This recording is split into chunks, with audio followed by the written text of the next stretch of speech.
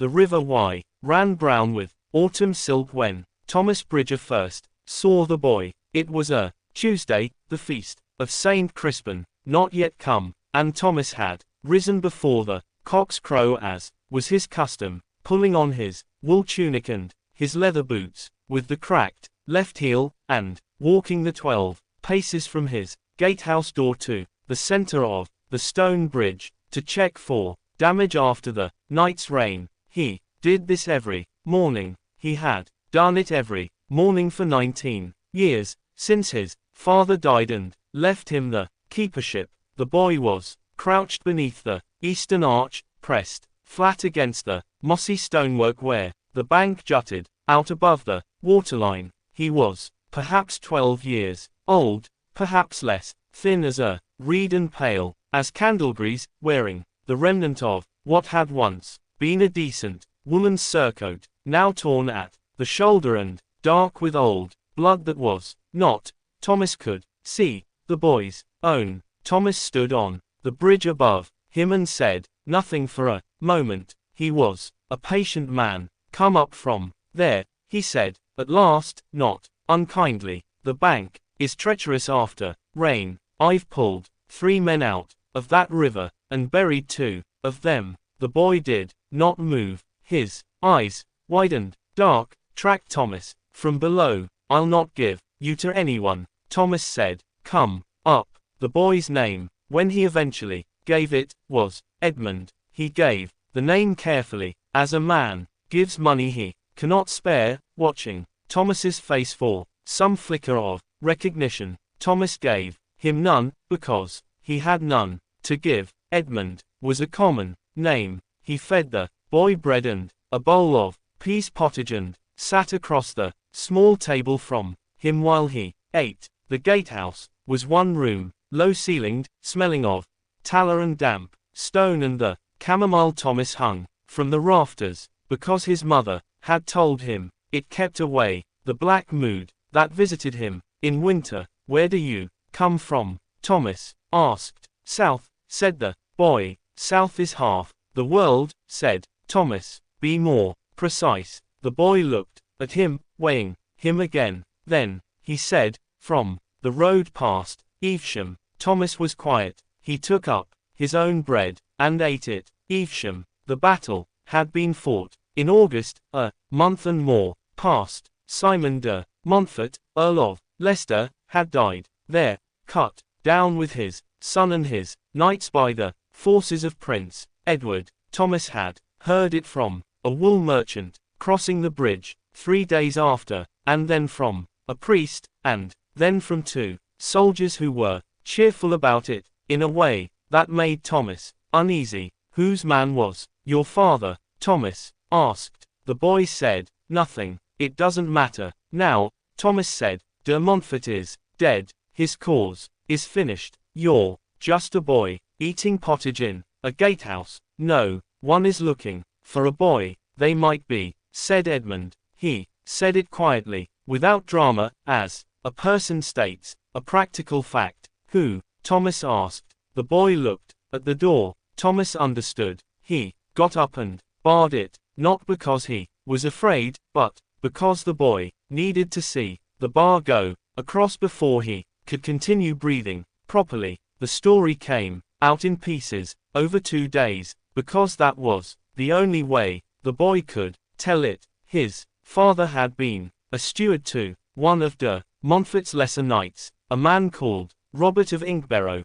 who had fought at Evesham and not come home from it. Edmund had been sent ahead of the household, on a fast horse, with a leather satchel strapped to his back. He had walked and run and hidden for 5 weeks to reach Hereford, because there was a man in Hereford, a blacksmith on By Street, who had been named to him as trustworthy. "And the satchel?" Thomas asked. On the second morning, Edmund reached inside his surcoat and drew out a slim oilskin packet. "The satchel is long gone. I hid this when I saw soldiers on the road, and the blacksmith on By Street. I went there first," Edmund said. "Before I hid under the bridge, there were 2 men watching the door. They were not from here. They had that look. What look? Thomas asked. Waiting for something, said Edmund. Men who are waiting for something look different from men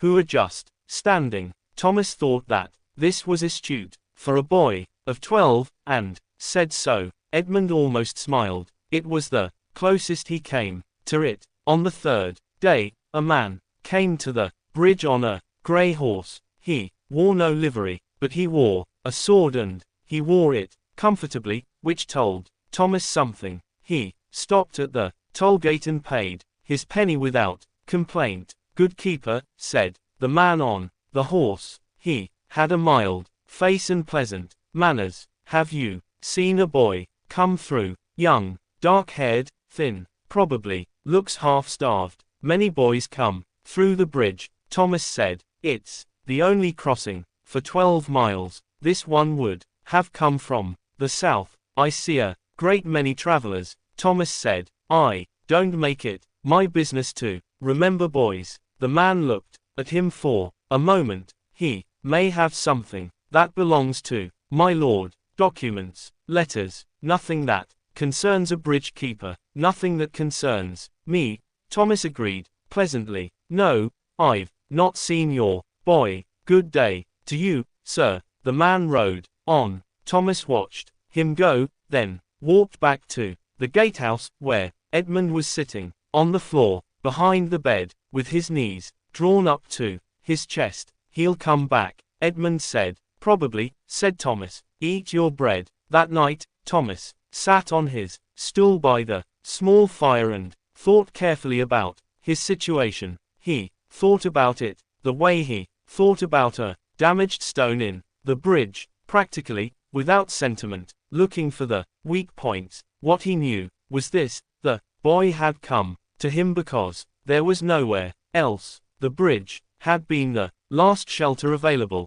the dark space beneath the arch, and Thomas had found him there and brought him in. The bridge was his to keep. What sheltered under it was, in some sense, also his to keep. In the morning, he made a decision. He sent Edmund to Agnes, a widow who lived 3 miles upriver, with a note written in his slow, careful hand, and with the oilskin packet sewn into the hem of an old cloak. Where am I going? North, Edmund asked. Chester, said Thomas. There's a priory there. The brothers are learned men, and they take in scribes and copyists. A boy who can carry letters across half England without losing them can probably be taught to write them. Edmund was quiet for a moment. Why are you doing this? Thomas had thought about whether he would tell the truth, and decided that he would. I don't rightly know, he said. You came under my bridge. That seems to be enough. The boy held out his hand, formally, in the way a grown man would.